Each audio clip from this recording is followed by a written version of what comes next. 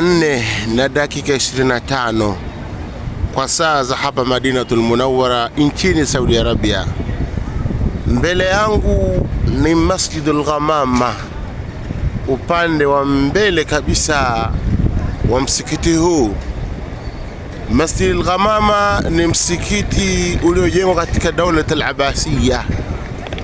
Hapa palipojengwa msikiti huu ndipo ambapo Rasulullah alayhi salatu wassalam alikuwa anaswali swala zaidi pamoja na swala za kuomba mvua.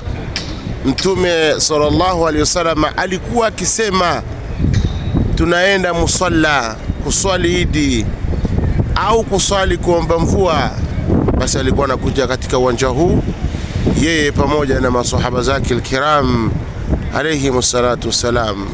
Mji wa Madina tulivu saa 4 hii, mahujaji wakiwa katika harakati mbalimbali za shughuli za hapa na pale. Kuna ambao leo wanasafiri, harakati zao ni za safari, lakini kuna ambao wanaenda ziara maeneo mbalimbali kama vile kuswali Quba, kuswali rakaa 2. Fadhila zake ni sawa na kufanya umra katika msikiti huo wa Quba, msikiti ambao na sisi biidhnillahi azza wa jalla baada ya salat al-asri tutaenda kutembelea mahujaji wa jamarati haji and umra travelers, makao yake jijini Dar es Salaam, msikiti wa Mwembe Chai, ofisi namba 25.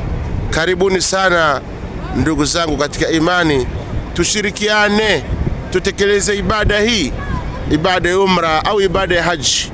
Njoeni na taasisi ya Jamarati mjione mazuri ambaye yenye kupendeza katika mji huu wa Saudia.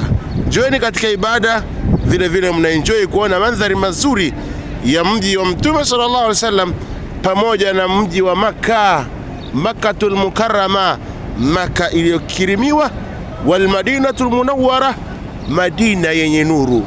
Ahsanallahu ilaykum, shukran ala almutabaa.